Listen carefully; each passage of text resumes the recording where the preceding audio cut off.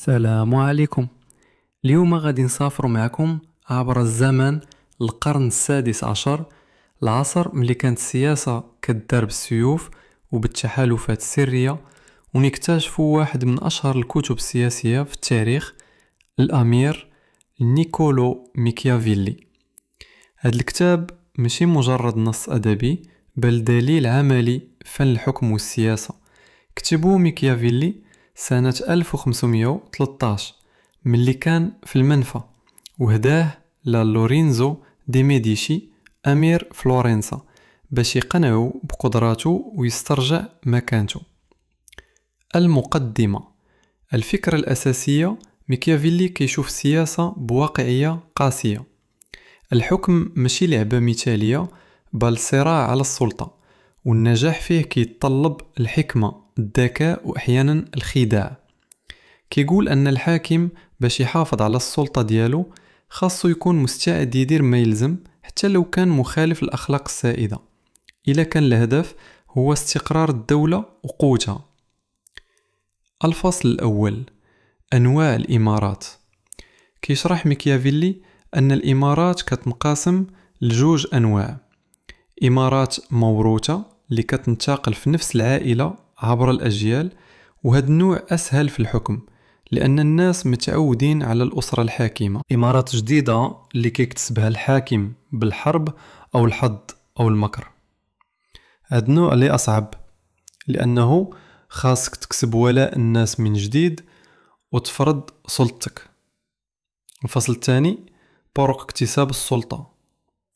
ميكافيلي كيتكلم على 4 طرق باش الحاكم يقدر يوصل للسلطة: بالفضيلة والكفاءة، عبر الذكاء والشجاعة، بالحظ، لكن الحظ وحده ما يكفي، إلا ما كانش الحاكم ذكي يحافظ على اللي ربحه، بالجريمة أو الخيانة، وسماها طرق مذمومة لكنها واقعية في التاريخ، بدعم القوة الخارجية، لكن هاد الطريقة خطيرة لأنها كتخلي الحاكم تابع لغيره. إنه الفصل الثالث: فن الحفاظ على السلطة. هنا كيدخل ميكيافيلي في صلب الموضوع.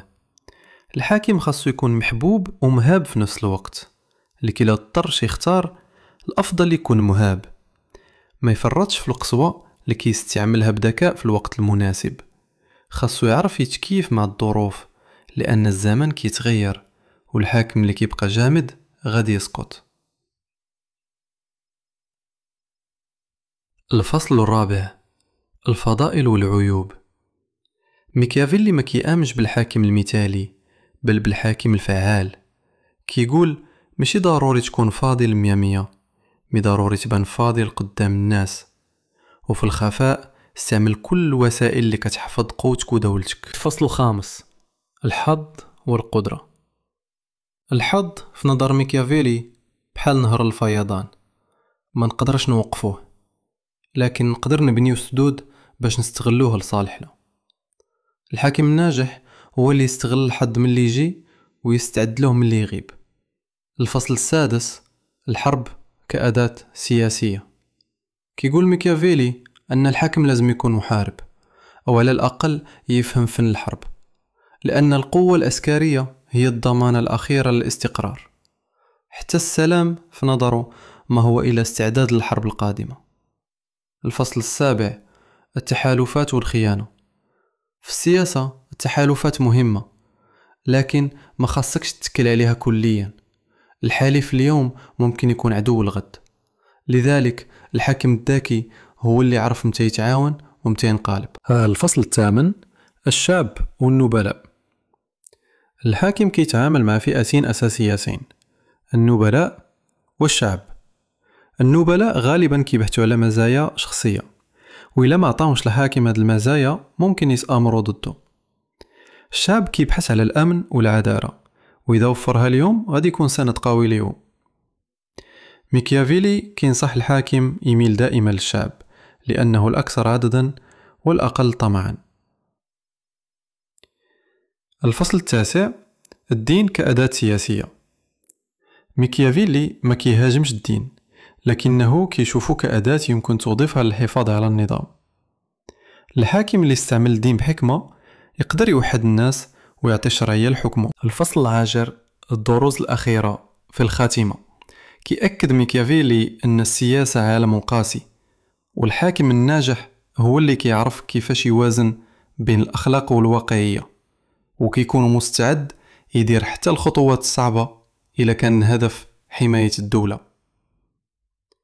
الحاكم اللي كيعتمد على النوايا الطيبة فقط غادي يسقط قدام أول خصم ما كيحترمش القواعد.